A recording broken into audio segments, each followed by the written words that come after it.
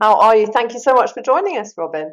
No, well, thanks for inviting me. No, my pleasure. Absolute pleasure. It was lovely to see your win at Lakeland 100. Uh, and yeah, so had to get you on, especially because I saw you very briefly in March at Charlie's Women's Ultra weekend.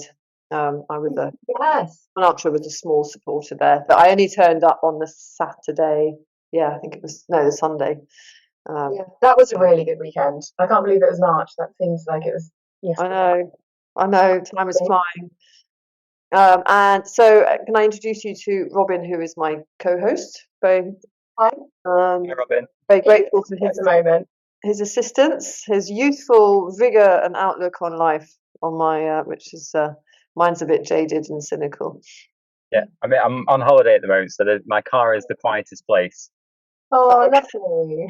Oh, lovely that you're on holiday, but Yeah, Have you got Wi-Fi this time? I've got Wi-Fi this time. We had some issues last time, Robyn. I was in and out many times. right. No, more good this time. Well, fingers crossed. Yeah. Oh, excellent. So, well, let's start with Lakeland. I know you said you'd watched it last year. You were at the start. I think were you supporting someone, and you said, "Oh my God, I need to do this."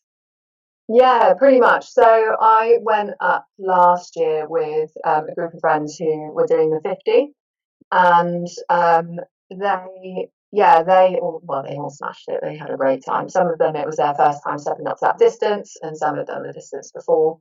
And so I went out. I think I parked up at Ambleside and then I ran up onto the hill. So I ran up to the hilltop that's just after Howtown, so in between Howtown and Mardale. I just saw them at the top of that. Oh, Um, and then like cheered them through that, and then went back to Ambleside, and just I was blown away by the atmosphere. The checkpoint at Ambleside was just absolutely buzzing, and Ambleside itself was just so busy. And then I went back to the marquee and kind of cheered them as they came in, and you could really feel like the community feel of it. And I ran like bits of the route anyway, just from being up in the Lake District. So I just kind of decided there and then I was like, I've got to see this next year. You can't not. You just get the bug, gets under the skin, and then you're like, well, got to do it now because it's not going to go away until I do. yeah. I was talking about this with Hayden Arrowsmith the other night he kindly came onto the podcast, and we're talking about the differences that we get in the UK with the sort of community support versus what you get somewhere like Chamonix or anywhere in the Alps. The villagers always turn out and cheer everyone through, and the cowbells are going, and there's a much better. But Ambleside and Lakeland 100 really has that immense support and everyone cheering and clapping as you go through the streets. It is very special, isn't it? Yeah, I think there's something really special about running in the UK for that. I do feel like you can get the community. Like it's smaller. It tends to be smaller than typically like your European races, but I don't know. I think it's just more heartfelt because it's your own trails. But I definitely noticed it when I went down and did the Arc last year, and that's got a very similar community feel in terms of their volunteers, their archangels that come out and did all the checkpoints there. You definitely got that sense of people coming back time on time. They really invested into it, and you got that kind of you got like a little inkling of that running community that's in that area. I've only ever done sort of smaller fell races and other, maybe up to sort of 20 miles. Sort of. Well, no, I did the UTS 100k, but as for atmosphere and just the locals like cheering you up through random little village local streets, it really is something special in this country for sure. And it's going to keep going, I think, forever, isn't it? Yeah, yeah. Well, hopefully. Well, it seems to be getting bigger and bigger, doesn't it? Like definitely the size of these events are getting bigger and bigger, and now we're starting to sell out a little bit quicker. So there's definitely a drive for ultra running. I think that's something. Again, talking to Hayden, it's a difference between putting on a race and putting on a show. where you're not just putting on, a race that goes from A to B, but you're also looking after the community and the families of the runners and inviting shops and food, and just turns it into a very different event, doesn't it? Yeah, for sure. And I think you get a little bit more of that as well when you volunteer. So, like a few of the races, Dragon's Back, which I did last year, I volunteered the year before on the med team. And then, like, you get a feel of the race, you get to know some of the volunteers, you get to know the staff of the event as well. Um, and then you just get a bit more of an in-depth understanding of how that event works and how it structures. And um, I've done the same with a few of the other actually earlier events. So like GL3D, Med Team for that, and Northern Traverse as well. And they really do just have like year on year the same set of volunteers kind of coming back. So it's almost like a bit of a catch up as well, which is always good fun. And yeah, like I did safety team for the spine this year as well. And yeah, there definitely seems to be quite a few people kind of. That's a very strong team spirit there as well, isn't it? Yeah, definitely. Yeah, that was good fun. That was a really good insight, actually. Yeah, definitely an insight to the race as well. Yeah. For volunteering for Dragon's Back, because the entry fee is so high, does that carry, just they give you an entry for just volunteering, or is it like a discount? So you get credits. So depending on the event, you'll get credits for like the amount of days that you work. So for Dragon's Back, most of the volunteers, well, pretty much all the volunteers will volunteer for the entire event. Okay. So then you'll get credits almost to the cost of the event that year. Obviously, with inflation, the prices go up a little bit, so there's a little bit extra to pay. But it's not that much. But that's how I did it. So I volunteered. In 2022. And then that was my credits for them running in 2023. And I definitely think with Dragon's Back and those sorts of big races, volunteering is just your one way to get like an insight into the race and get a little bit more of an understanding, especially like the multi-stage stuff. Like I didn't have a clue how that would run, and I think if I had gone in without volunteering, there would have been like so many unknowns of like how it works and how it functions and all of that sort of stuff that I think definitely it helps as well. Just gives you an idea of what to expect. Yeah, that's really good to know. It's a race that I really like the look of, because I've never done a multi-stage race. I've done a big race in Wales, and also it's the only like ultra race that my dad's heard of. He's like, "Oh, you're gonna do the Dragon's Back?" Because he's seen the BBC documentary. I'm like, "Oh no, Dad, it's really hard." No, you should. You should do it. So you said you did UTS, is I that did right? UCS, yeah, the And year you're after you did it. okay. I really enjoyed it actually. Yeah, it was really good. I preferred the second half to the first half. Yeah. Did you? It was quite a hot year again, wasn't it? It This was, year. yeah. I think Yeah. similar to yours, yeah. Yeah. And it's definitely you're pretty exposed out there as well, especially up on the Canada and stuff. Well, the Canada is just exposed like if it's hot day or if it's a wet day. Yeah, Yeah, it's always going to be a bit brutal out there. But yeah, big time. How did you find it? UTS. Yeah, Yeah, I really enjoyed UTS. Like I really love that route. I love running in Snowdonia. I just really like that area. The day itself, it was hot, as you know. And like in terms of my own running, I don't think I ran it that well. I remember crossing the finish line and like being completely appreciative of kind of the position that I got and the time that I got and everything like that. And still loving the event, but me and myself, my own running, I wasn't that happy with. And I think that's just because I like simple areas such as like nutrition, yeah, hydration, and then like for those sorts of races in that like heat, it can spiral quite quickly.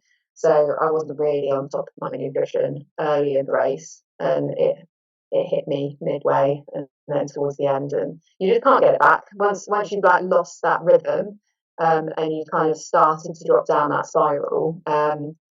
Yeah, it's a very difficult one to kind of claw yourself way out of, and it's something that I've got wrong quite a lot. So actually, after that event, that's when I approached precision hydration, because they were doing loads of case studies. Well, they do loads of case studies on events, and I noticed that I was like reading through all the case studies, and there were less kind of women ultra runners in their case studies, but particularly women ultra runners that are doing multi-days. There wasn't that many examples. So I kind of approached them and said, I'm doing Dragon's Back. I really want to learn a bit more about this. And like, it's useful information. I've definitely found it useful when I've been reading through the case studies. So like, do you want to do a case study on this event? And then we can like give and take. I can learn a bit, and then that information's out there as well.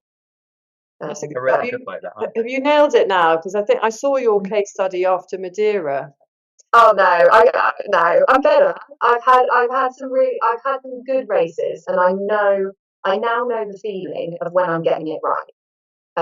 And it makes such a difference when I get it right. I can like feel the flow of running. You get less of those dips, and I just need to I need to be more consistent with that. So yeah, I've now recognised the feeling of how to do it correctly. I just need to work on my consistency. So Madeira, Madeira fell apart. Madeira race was amazing, but the trails like completely chewed me up and spat me out. I didn't run that one that well, but I loved it, but not for my running performance, more just for the. Does it do you find, I mean, does it change sort of during the month? Do you find you have to have more electrolytes or less depending on what time of the month it is, or anything like that? You know what? That's a really interesting question, and I don't know if that's been looked into that much. I guess that's more of a question for a nutritionist, I would say, than physio. But I'll get precision hydration on then. yeah, that's a really good point. Yeah, definitely something to look into. I mean, personally, for me, I'm on the implant, so in terms of my cycle, it's like I can't really log where I am. I get like, in terms of tracking kind of how I'm going to feel or predict how I'm going to feel, it is very difficult because I don't really know where I am in the cycle. But peace and trust in that.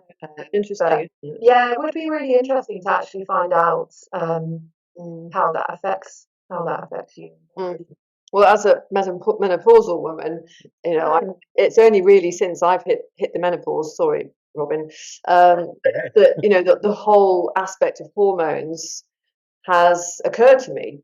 You know, until then, never occurred to me. My time of the month. I mean, I was on the pill, and then I had a coil, so I never had a cycle, not a physical cycle. I never noticed any difference month to month. So it was incredibly difficult. I think if you're on any form of sort of contraception, it kind of removes that aspect. So it's very difficult to try and gauge where you are. Well, there isn't a cycle. I don't even know. You know, it's so complicated, isn't it? Oh, it's only when I kind of all that stopped and the hormones just suddenly went, hello. Oh, okay. So maybe something does need to be adjusted and adapted throughout the month.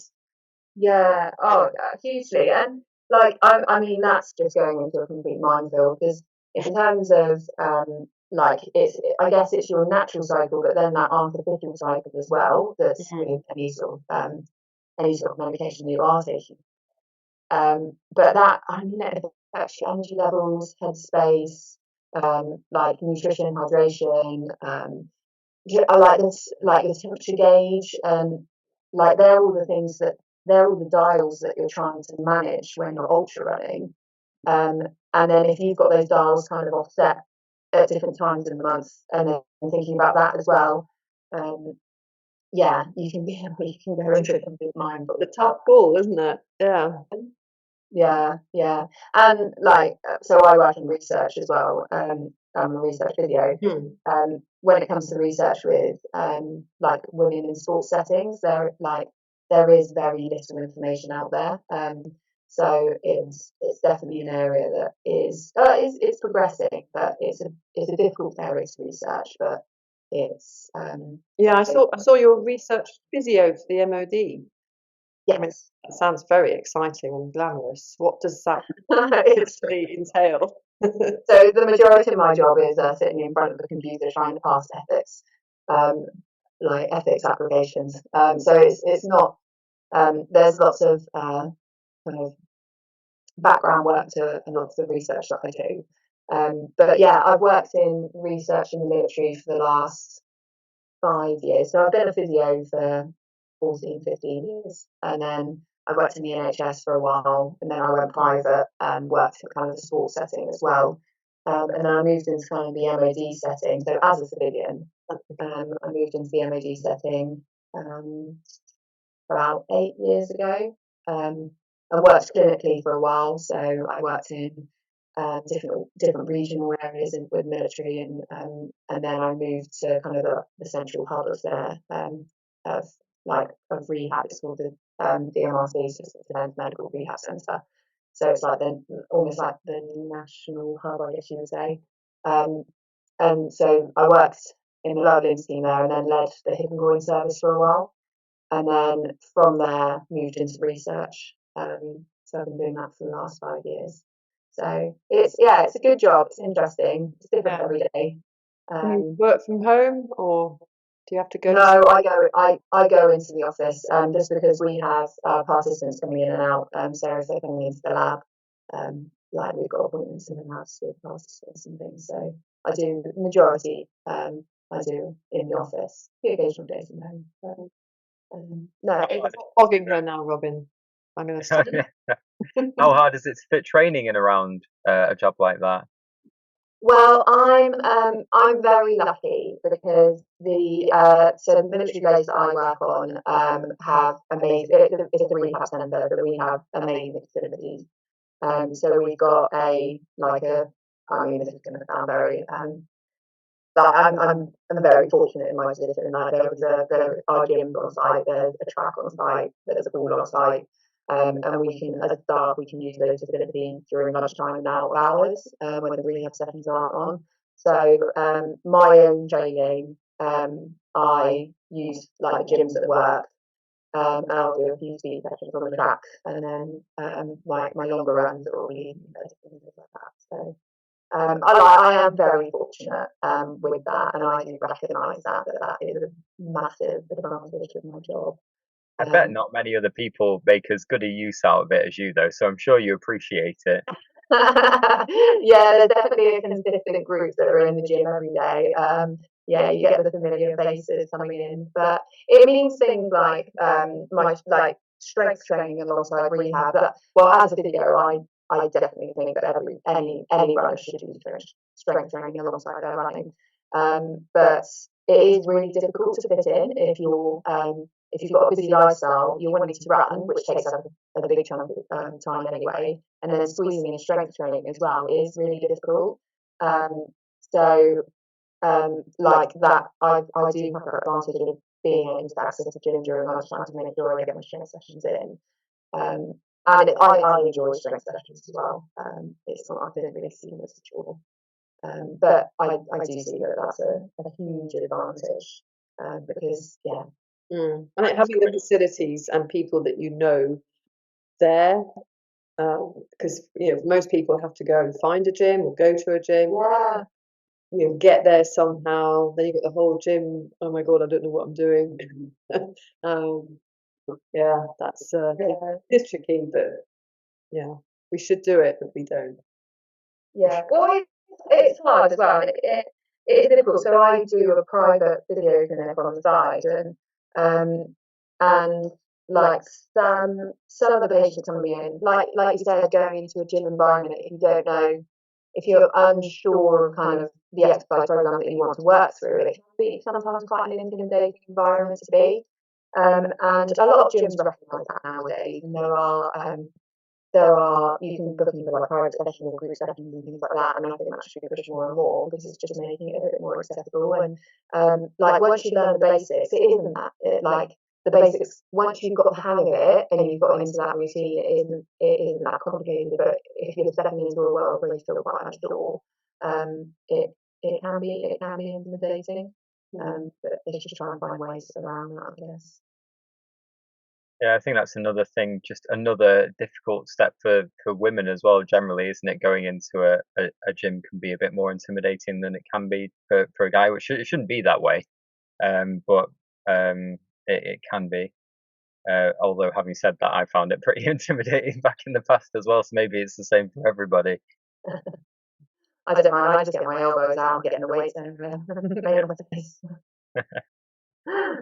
No, I'm just coming out of an Achilles injury, and that was probably caused by lack of strength and conditioning. So it's going to be a prime focus the next sort of few months to integrate that into my training week a lot more than I had done ever before.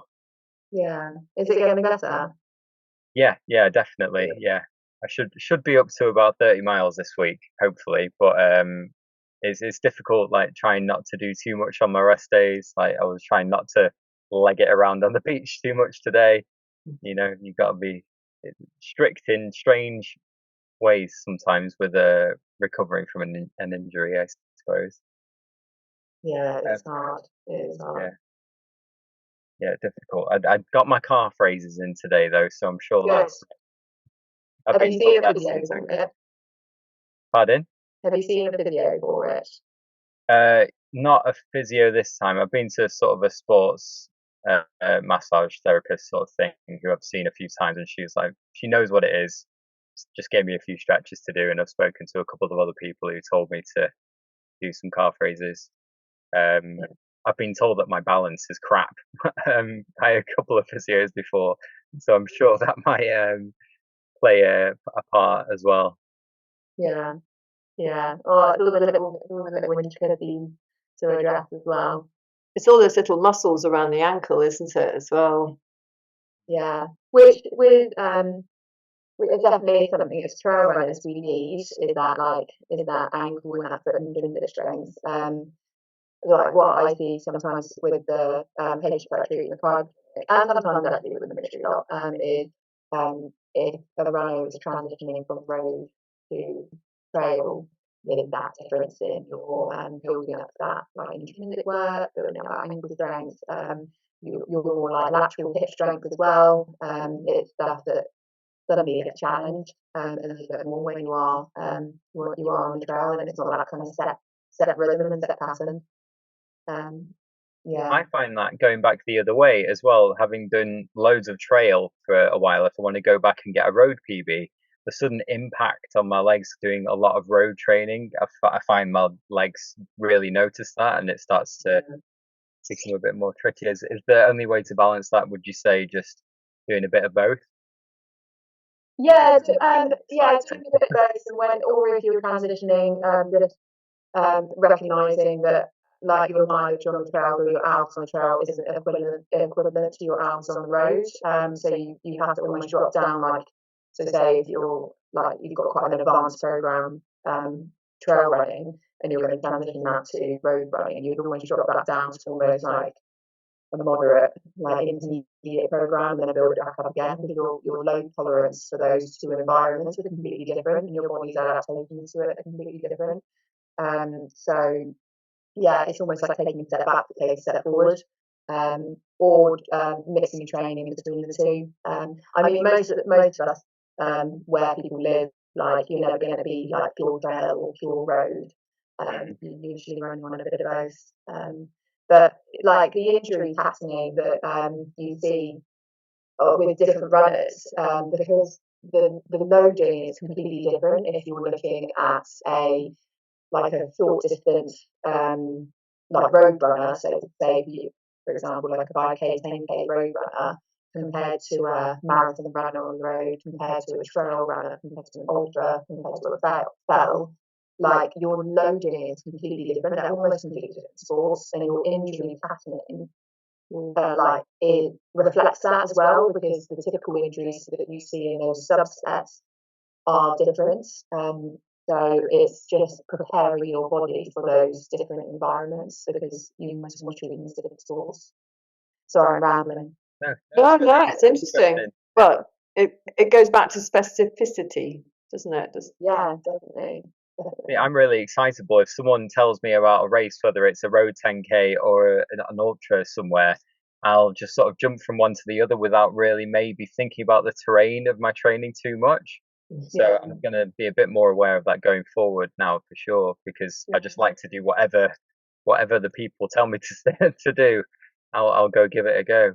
Yeah, well, it's something that we see we see in ultra running. So when I work in their teams and things like that, so ultra running, particularly when it's got like mountainous terrain, so like your multi-stage ultra running and things like that, you get a lot of extended tendinopathies, so the muscle that runs along the top of your the front of your shin. Down to the front of your foot. That gets overworked quite a lot when you're doing ultra running, but also a lot of like gradient as well, especially downhill. And if you're transitioning into that sort of terrain or that type of race, suddenly the front of your fins are getting a lot more loaded up than they're probably used to if you're a road runner, or not like don't have that much elevation in your like previous training.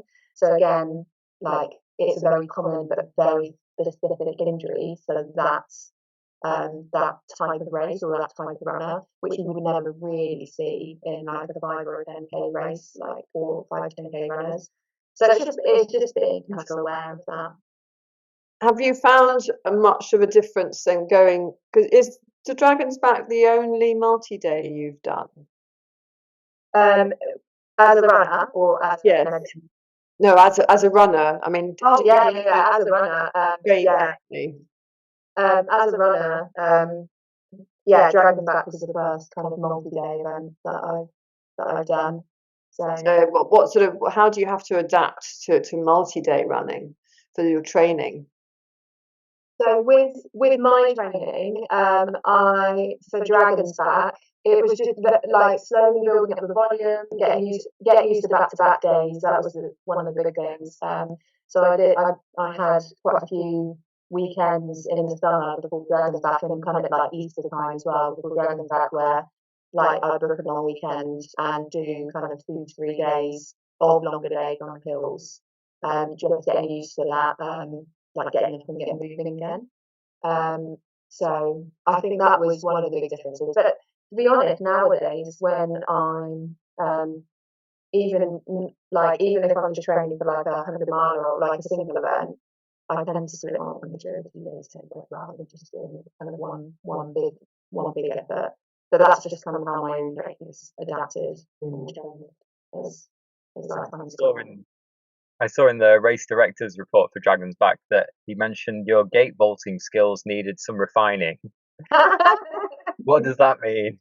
We went out for a run. So I'm good friends with Katie, and we went out on, where were we? It was day 5. There was 3 of us. No, just and we went out for there was 4 of us, and we went out for a recce that day, or just a run on that day, and we got to a gate. And so when I was a kid in cross country, and when I grew up on a farm and I used to run on a farm and stuff, you get to a gate and you just like lean over it and flip yourself over it. So I was like quite smug, and I was like, "Oh, I'll teach you how to gate bowl." And so went and like tried to like flip over the gate, and then Shane only then pretty much just hurdled the gate after me. So I was like, "Oh, I've been showing up there." I like your version too. Hmm? I like your version too. Yeah. That's interesting though, growing up on a farm. Hmm? That's interesting though, growing up on a farm. So many of the best runners have that sort of farm, growing up on a farm, running the heels after sheep and stuff, sort of legs. It seems to make such a massive difference. Yeah, I think it's just spending your time outside more than inside. I'm definitely more of an outside beast than I am an indoor person. Yeah, it probably strengthens your legs, whatever you do, whether it's dairy or sheep or horse. Very often there's, I've got horses in my background. You're just sort of building muscle from a very early age, aren't you? Yeah, and also bone density as well. Like it's so important as a kid to to just be active as a kid, when you're like in those kind of early teenage years, when your bones are developing and you're building up that bone density. Like that's like it's a really crucial time in life. So yeah, just having that activity level as well. So it's muscles, tendons, bones, it's all of that stuff. Just run around, climb on trees. So for like a standard training week, like how many miles are you doing? Just in a given sort of training cycle, out of interest. So that's something that's it changes for every race. Um, So when I did my first 100k, which was a few years ago, it was races of those. I built up I remember I built up my weekly mileage, and I got to, I think I maxed out at 100k on one of the weeks, and I remember doing that 100k week and being absolutely floored and knackered, couldn't do any more. Definitely couldn't do any quality sessions during that 100k week because my body was just getting used to the volume. So I was just building up that volume. And then when I then did the ARC, which was my first 100 miler, I probably pushed up the volume to like on peak time to about 100. I think I went to about 120, 130k. But that was that was 6 months, a year later. And again, that time, that's all my body could cope with. So it was just building up that volume safely, and not kind of overloading it with too much other stuff as well. And then I'll probably say roughly the same volume as my peak volume for the weeks, but actually what's changed is like when I did like UTS or Dragon Back or like the Dira and the other races that I've done, is that I'm able to kind of maintain that volume, but I'm able to kind of put in more intensity in there, so I can put in C sessions as well. And I think the quality of the training is definitely gone up. But like it's so different for each individual. Like some people perform amazingly well at lower volumes, so they'll do 80 to 100k weeks with some speed work and some quality session work within that, and performing at a way higher level than like what I'm doing. It's so individual. So for me, I find my kind of comfort zone is that kind of 120, and then I can still get some quality sessions in. And then yeah, but if I go above that, the quality starts to degrade a little bit, so I kind of rein it back. And then when I'm not riding, I'm not running that much. It's funny, on another podcast I listen to, there's it's the Inside Running podcast. It's just a few 3 Australian road marathon runners basically, and they sort of swear by that it's almost impossible to be an elite level marathon runner without doing at least 100 miles a week. But I don't think that's the case anymore. Yeah, there's I mean, there's like different movements to different kind of training approaches, and it's not a one size fits all for sure. And yeah, some people can tolerate higher volumes of training, but some people, if you went up to those volumes of training, that's when you're kind of really entering into stress fracture territory, especially with road running, especially with women, like female road runners and female trail runners even. Like it's something that you've just got to be very aware of if you're approaching that real higher volume training programs, because it is riskier. So I think double run days are a really good way around that as well, if you want the volume without the impact, so to speak. But I'm sure I heard recently Jack Scott only did 40 miles a week leading up to the Spine. Yeah, and yeah, there's a lot of examples where people aren't doing as much volume. And to be honest, I kind of went up in volume, and then I kind of dropped back down the other side, and I'm not doing as much volume as I did for like a few other previous races. And I have questioned whether actually I should drop that down even more to get more quality rather than more volume. But then there's that argument of like, is my body kind of, because I've now got 2-3 years of high volume in my body, does that need to be my focus anymore, or can I maintain that on a lower volume training program? But to get that, did I have to go through that high volume initially? So it's looking at kind of the training history of someone, and not just looking at the training history for the last 6 months. It's looking at the training history of what they've been doing for the last few years.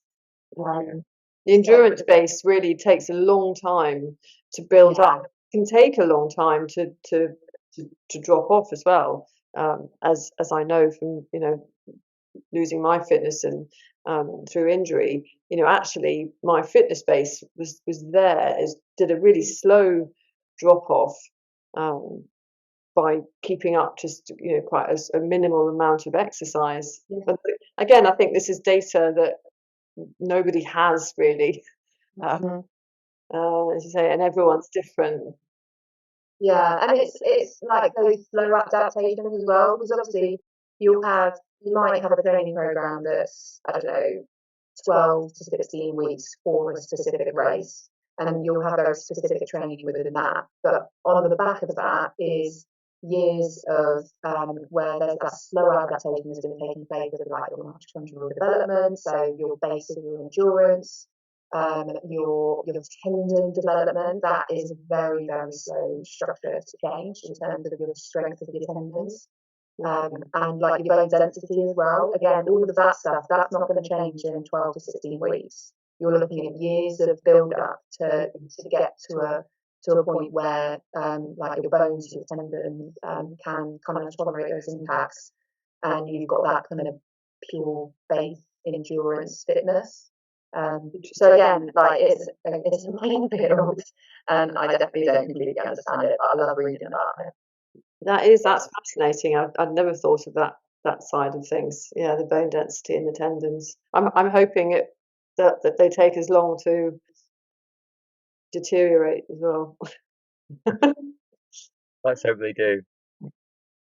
I was listening to Ali Bailey's Ultrasound System podcast, and Damien Hall mentioned on that it takes 8 years to get to a strong running fitness, like your prime fitness running level. So when he was applying to be, I think it was on Team GB, he mentioned his running age was only 6. Just with respect to that sort of 8 years, the magic 8 years, he seemed to reference it. I'd never heard it before or since. Yeah, I wonder where he got that from. That's interesting. Yeah, someone's going to have to pick his brains on that. Yeah, you'll have to get him on the podcast and quiz him. I will. I'm going to have to get that from. We need to know. Yeah. Right, I need you both there with me, and we can. Where did you go? Because 8 years. I mean, that's a long time. It is. That's a long time for someone who's got hopes of representing their country to say, right, you haven't got a chance until you've been running for at least 8 years and you've got that base. I like that. I like that because I've not been running for 8 years yet. So yeah, there's more. Like you say, I'm still on that upward slope. Exactly. Like, there's still lots more potential to come. I've got 8 years of it. You mentioned you did cross country. Have you been running since you were young? Yeah, so I started running as a kid. So I did kind of athletics and cross country at school. I first got into it when actually my mum was on a health kit, and so she used to run 2 miles in the morning before work. So she'd run a mile away from the farm and a mile back, and she used to get me up out of bed. I think I was about 10, 11. So to get me that. But then I got into athletics and cross country, did that. Up to about uni time, stopped during uni and just tried different other sports. So did a bit of climbing, tried triathlon, but I was terrible and awful on bike, and I'm not very good at that. And then tried a bit of swim run as well, which was just a lot of fun. Like really, really, really enjoyed that. But again, not a very good swimmer, so it was more survival than races. But running's always been there. Running's always been my kind of consistent. It's like my go-to for absolutely everything. I'm probably way too dependent on it. Like it's definitely my leveler. So if I'm happy, I'll go for a run. If I'm sad, I'll go for a run. If I'm stressed, I don't run. So yeah, it's my constant. Yeah. Me too. Good. That's good. So what happened sort of before 2023 when you kind of hit the scene and hit everyone's conscious? What were you doing before that? Were you racing, but were you just sort of more incognito, or were you So I'm doing, so went through a bit of time doing swim run, and then I was doing kind of smaller, like more local events, like half marathons, 10Ks, that sort of thing. I wasn't really competing, to be honest. I was just going out for weekends with friends, and I don't know, we'd book somewhere, we'd go for a weekend, we'd run one of the days, we'd swim another day, we'd go cycling. Like, it was more just social. I wasn't really, I did do the odd race, but it definitely wasn't about racing. were you winning those though? Hmm? Were you winning those though? Some of them. I thought you were being modest, definitely. Important question. Yeah. Yeah, and then I signed up for, so my first, I don't think it counts as an ultra, but my first ultra, it was one of those ones where it's 100K but over 2 days, it's 50K, 50K. And me and a friend went, and we decided on Saturday that we would run. So we'd run separately, we'd do our 50K, and then on the Sunday when we did like day 2 of the event, we would just walk together, and we'd stop at all the checkpoints and get food and sit down for lunch. And so that was the first time I did something that was beyond a marathon, and like loved it. It was just so much fun, such a fun weekend. And then yeah, I just set up to 100K, and then you just get inquisitive, don't you? I remember watching. I went to, I think it was which film festival that tours around? Is it Kensal Mountain Film Festival? Or This, yeah. I think so. it's one of the film festivals. Anyway, they toured around and they came to Nottingham, and there was a short film on a guy doing a 100-mile event, and this was a few years back. And I remember sitting there with my mates, and I was like, why would anybody do 100 miles? Like, that's too far. Like, I was like, that's a crazy distance. I can't get my head around it. And then yeah, I don't know, your viewpoint changes. That's it. Even as soon as you see that someone else has done it, it's already in there after that. Yeah. Someone else has done it. Maybe it's really good. Maybe I could do that. Yeah. Definitely. And then you do one event and you get that like buzz afterwards, and yeah. It's a hook for sure. It's a hook. Like I heard of someone doing the Bob Graham round as one of the first like ultra distances I'd ever heard of, and I just read through his entire blog on doing it, and I just thought, wow, this is amazing. No wonder people go for these huge distances. I wonder if I could do one. And like, I've not done a Bob Graham yet, but I like 100% will, just because I've heard someone else has done it earlier on. It's sat there now. I've got to go do it at some point. But that very same person said, sort of off the cuff to me, I don't think he realised how much I took it in. That an ultra doesn't count as an ultra unless you do over 50 miles. So immediately I thought, well, my first one's got to be over 50 miles then, which is definitely not the approach you should take. That was a bit cruel. Yeah. I told him afterwards, and he was like, "Oh God, why did you listen to me?" What was your first ultra then? It was unofficial. I just did the Bullock Smithy route. It's sort of local to North Derbyshire area. Oh, nice. Oh, I'm around North Derbyshire. What's it called again? The Bullock Smithy. What, say that again? Yeah, the Bullock Smithy. It's a weird name. Yeah, Bullock. I do that. I think is it an LDWA event? Or It's run by something. It's on those lines. Yeah, it's run by the Hazel Grove Scouts. Oh, Yeah, I'll type it into the chat. yeah. Mm. Yeah. Okay. Yeah, no, it's a good one. It's a little bit like it's like Derbyshire's version of the Fellsman. Oh, Yeah. nice. It's beautiful route. Yeah, it goes through sort of Edale and over the Mamtor Ridge and stuff like that, and loads of other random, more darker parts of the route. It starts at midday. I hate well, I say I hate that some of these races pick such harsh start times, like the Lakeland 100. 6 p.m. isn't it? Yeah, it's such a different ball game starting in the evening. Yeah, getting used to that. I Although quite like the midnight starts actually. Do you? I do. I think because I don't know, because I'm awake, and then you've only got a few hours until the sun comes up again, Yeah, that's true. and you're excited.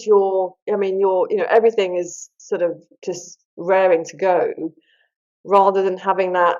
You started in the morning and you've gone through the whole day, and then you're going into the night and you're exhausted already. I think you're using that nighttime bit while you're fresh. I've got no problem with it at all. Yeah, Actually, I struggle the least going through the night anyway. yeah. That's true. That's definitely an advantage to it. I found Madeira was midnight start, and I found the day before just dragged. Like I tried to go to sleep, couldn't sleep, and it felt like forever. But then, yeah, when you are running, it's not that long until it's light again. Although I quite like running at night, I do enjoy it. yeah, Like head towards trouble. the elevation on Madeira looked pretty crazy. How was that? Oh, just and I really underestimated that event. I think I went there. So like everyone says, you need good wine for an event. My why for going out there was a holiday. So I was going out with some of my family and some really good friends, and we stayed in a lovely apartment. And we had like two apartments between us, and we met up and like we're exploring around. And so kind of half of my headspace was in kind of holiday mode when I was there, and also with I was racing, but my sister and my brother-in-law weren't racing, so I didn't want them to be like hanging around whilst we were like registering and racing. I felt really bad because it was kind of wasting a day for them. So yeah, headspace was a bit everywhere. And then when I started racing, yeah, I just never got into that right headspace for the event, and spent a lot of time in like negative cycles. But the elevation it's it's quite similar to like when you look at the numbers, I think it was 6,000, 7,000. So it's like similar to like ETF 100k. So and like there are definitely 100Ks that have more elevation than that. It was like the steepness of the hills that I wasn't ready for. They were so steep, there were so many steps, and the descents were again, it's like the specifics of European trails, is their descents are so long. Like you can be descending for like 2-3k on like almost like road terrain at gradients of like 15-20% sort of thing. And your body is like your legs aren't just your quads get trashed. Yeah, And compare that to running in the peaks where you're going up 300 meters to Winning Hill and then back down again. You're off the hill within like 10 minutes. yeah. So yeah, my legs just got trashed. My head wasn't there, and my feeling went wrong. But it was beautiful, and I'm still like, yeah, that part of it was good. Do you think And you put something in somebody, Yeah. you're never going to get it right. You just gotta laugh. Have you been up Win Hill a few times then? I've noticed even sort of, what was it, Beth Pascal's been up and down doing reps up and down there before. I think it's a bit of a local favourite for these big mountain races. Yeah, yeah. I go up to the peak, so I live pretty close to the peak, so that's if I'm at home, that's where I head to. Harkins Clough? Yeah, Harkins Clough. yeah, yeah. I love peace is great, it's mega. So yeah, I've definitely done events where, but yeah, the hills are small, so if you're trying to train for elevation, you've got rep hills. Like Win Hill, go up Win Hill the different ways. do the Kinder dozen, which is I'm not sure if I enjoyed that when I did that. That's tough. Still not done that. I've still not done the Kinder dozen, even though it's not far from my house at all. I could probably do it from home. Yeah, have you done it? No, I've not done it yet. I've done a few of them, just sort of on a longer training run, Yeah, doubled back. But no, I've not done it separately yet. I really should do it. It's right there. I can almost see it from my house. It's a good day challenge to do, and it's good to do something a bit different. So I enjoyed it. Not in the summer when the The burns are up. No, no. you'd be fern bashing the whole time. Yeah, wait for it to die off. Yeah. So when did Scarpa come knocking? So after Dragon's Back, Right. so I got to know Carmine a little bit during Dragon's Back, who is the most lovely human being on this planet, I think. And he acts as kind of like almost like the UK athlete manager, or like he looks after us. Yeah. So he sent me a few messages after Dragon's Back and just said, was I interested? I really did kind of sit and think about it. I wasn't sure if I even wanted to be sponsored by anybody, because like it does come with a bit of attention, it comes with a bit of pressure, and I wasn't sure if I wanted that, because running for me is like it's such a love of mine, and I almost got quite protective of it because I didn't want someone to ruin that, but to add pressure to it, so it changed, and it didn't feel so I don't know, Like a job. yeah, like a job, almost like a job. I didn't want it to turn into that at all. But Scarpa have been amazing. They are such a supportive group of athletes. Like we really look after each other.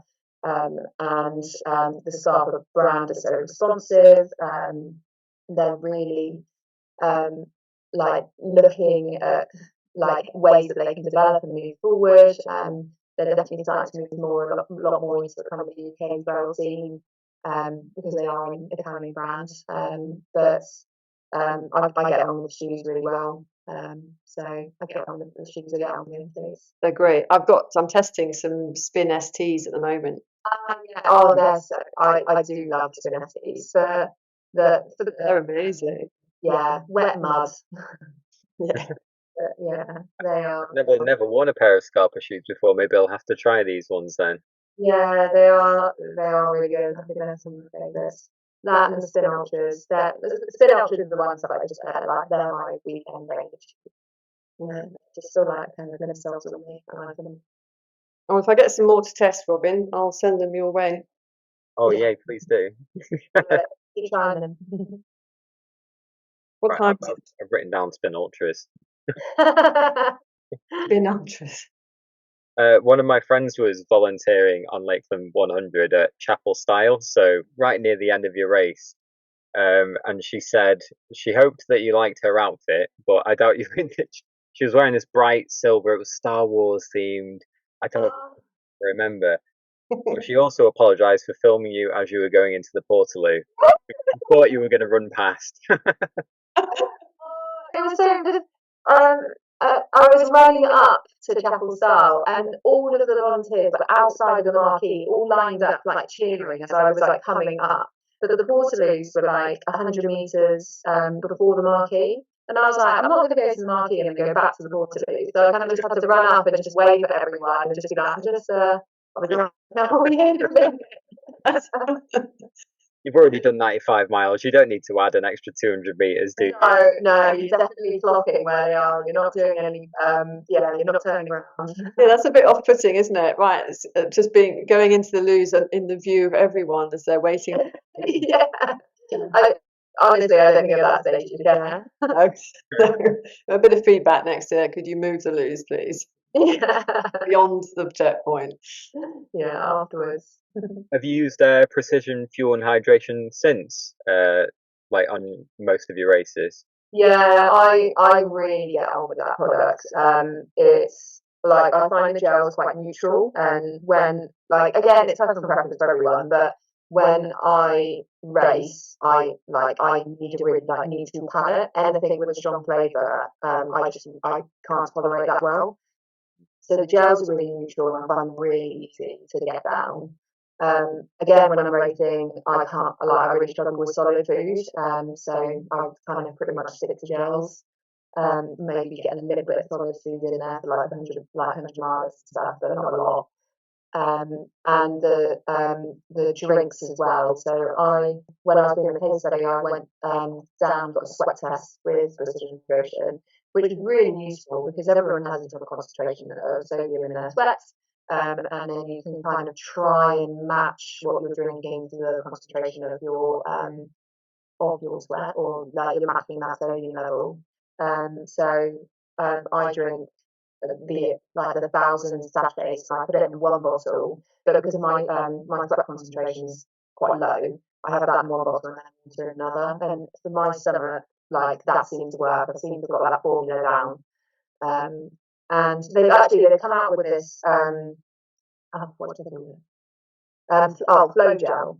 So it's like a big packet, and you squeeze the whole thing into a bottle, into a soft glass, and the packet has so it's the equivalent of 10 gels, 300 grams. So it's got 300 grams carb, so it's the equivalent of 10 gels, and you squeeze the whole thing into a soft glass.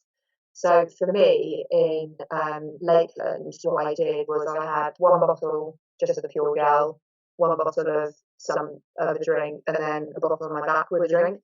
And then it just meant that I could just sip away at the gel, rather than taking, especially when you're later stage in the race, taking the whole gel. Sometimes on and trying to grip the packets as well. Yeah.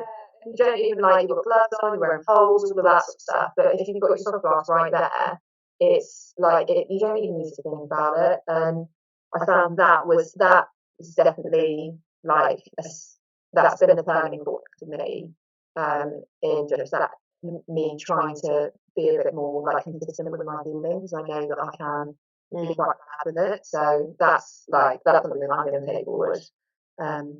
But yeah, it's individual for everyone, but I get on really well with that stuff. Getting all that information, the extra exact amount. Do you know how many sort of grams per carbs per hour you should be having then for all your races? Yeah, so I try to aim for 60.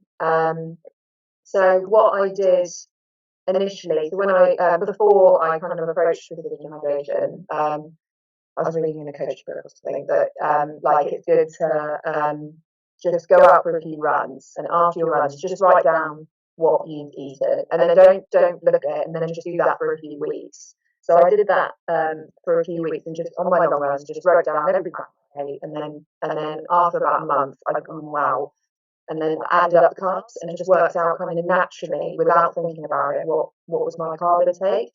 And my carb intake was super low when I first did it.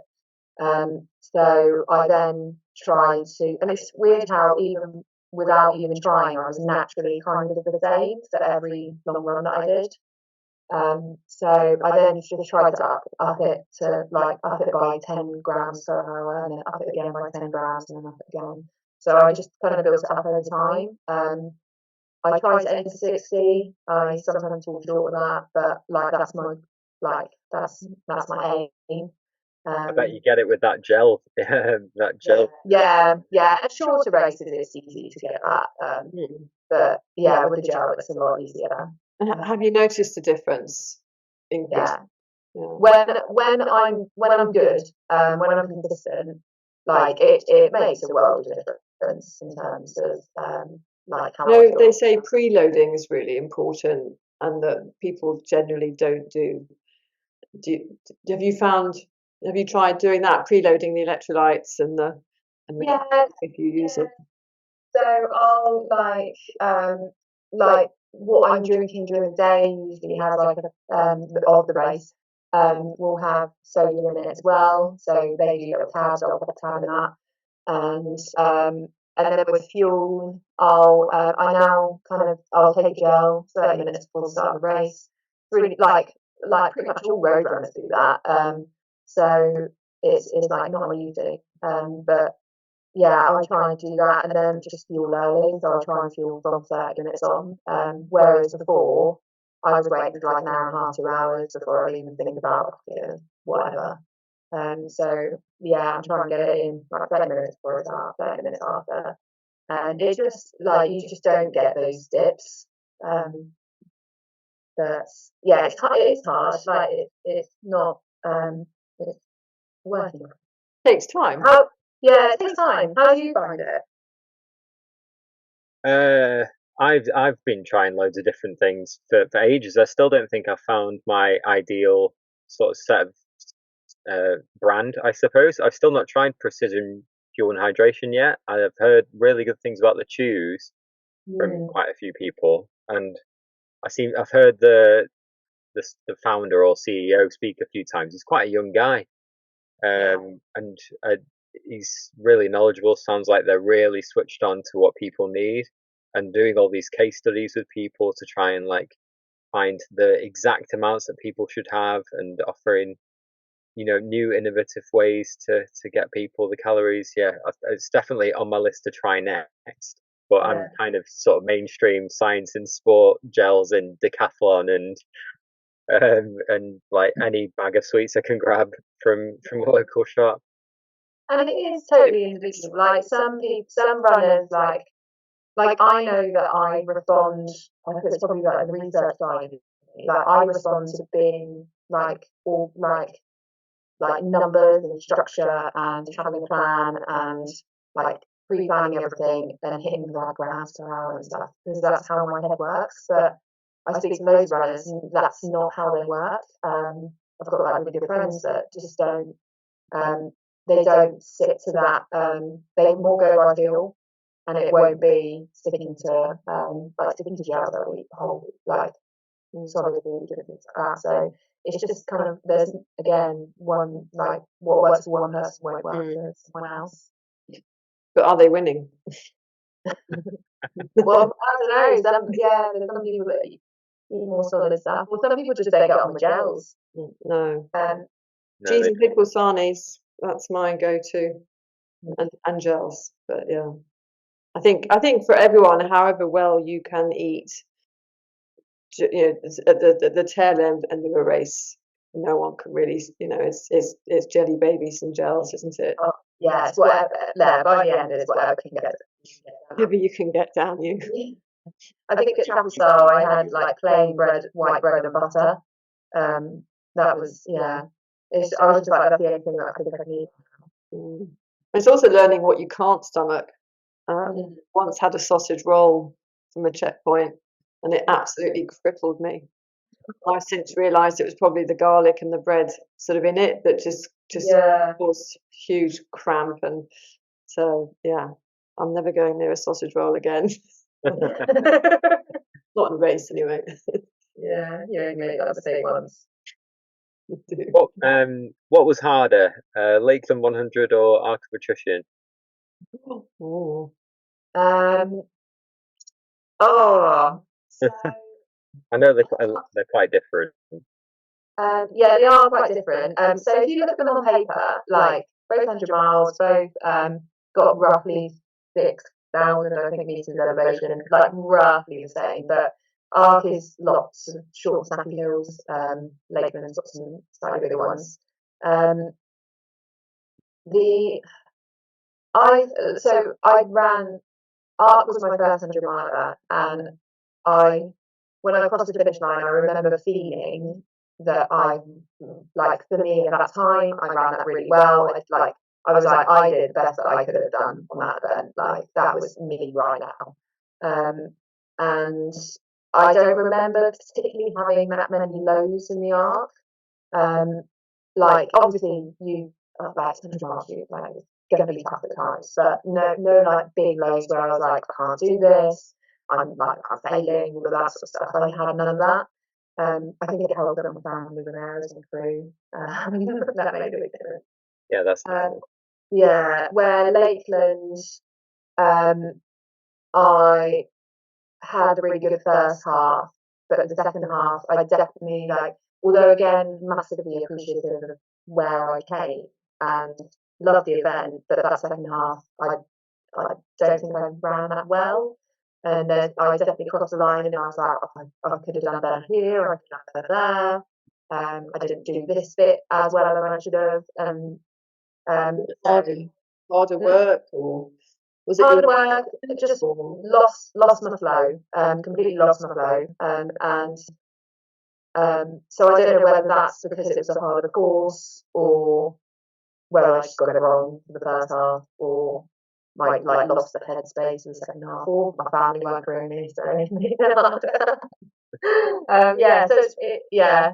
was a hard one to answer. Right, okay. the first one was better? Yeah. Maybe I'm just a bit more critical of myself as well now. I don't know. I ask selfishly because I'm trying to pick my first 100-miler. So Oh, that's really hard. Do both. do both. Do both. Well, I probably will end up doing both. Yeah. Because Lakeland's got bigger hills, but then there's longer sections where there's flatter sections. So when you finish, like for example, when you come out of Braithwaite, you've got a long time to down where there's not actually that many big hills. And then you hit a hilly bit again, but then from Ambleside in, again, you've got these long flatter sections. Where with the arc, it is consistently up and down, up and down, up and down. You've got a 10k bit just before Penzance where you're on road, but that's probably the only bit where it's flat. So yeah, spread the elevation, or just get it over and done with. Well, the second part of Lakeland 100 is much more runnable, I think. The 50 you can run the whole thing. It's on nice little paths, and it's fine. I must say, the Ambleside to Chapel Style was a killer for me. I don't like it when it's flat, and just that path along the river. Feel myself. But Robyn, you're a great runner. And you do road stuff as well. So you would just put your foot down there. Yeah, see, I hear there's a road section, and that excites me. To be fair, so I'm like, oh, I can make time up there, so that sounds good. Yeah, that road section in the Arc as well. It's in the first half, so I can't remember how far it is in. But yeah, you're still relatively fresh. So bit more dangerous bit more dangerous if it's in the first half, though. Maybe I'll end up going too hard. Yeah, I remember a lot of the runners changed their shoes specifically for the road bit, and then changed back into their trail shoes for the end of the road bit. Did you? No, no. I can't deal with that. So I was like, same with these shoes.